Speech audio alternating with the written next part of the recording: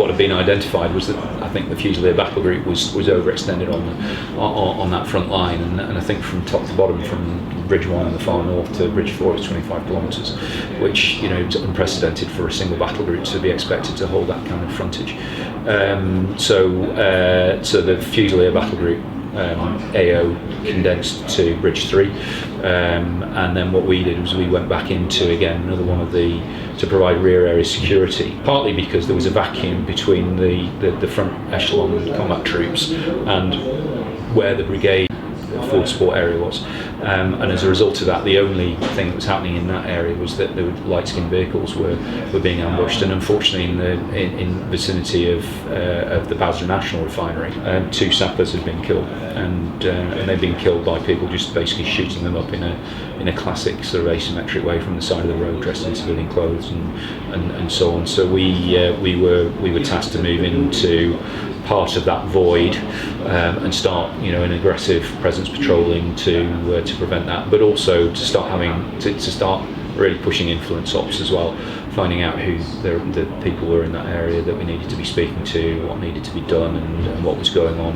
and just start that sort of low-level information gathering campaign in a very sort of typical British way of doing it, in the way that has served UK units incredibly well, using soldiers to do what they do best, which is talk to people.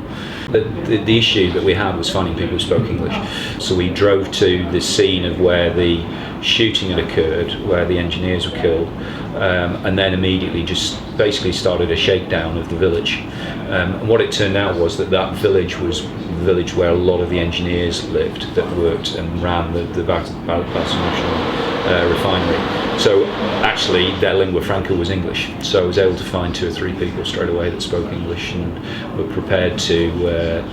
at least discuss things with me. And the first guy, and it's very much in the nature of the individuals, they would always say they were the person that you would need to speak to, because they see that as the way that they gain influence and prestige within the sight of their peers and their community. And the first guy that we had a good long discussion with said,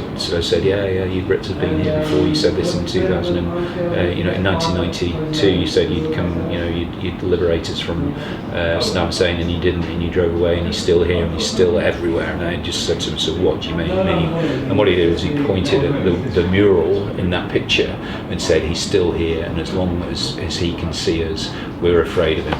And that's the point. I just basically sent out a Charlie 1 on the net to the company, and just sort of said,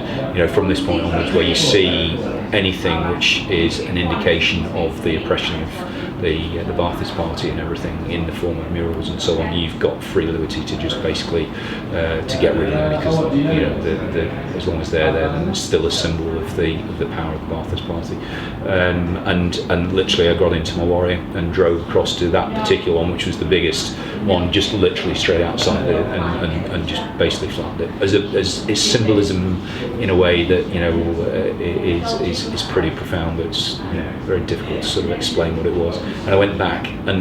that guy immediately responded, and he took us to the house, took one of the platoons. He said, I'll show you where. Took us to the house where the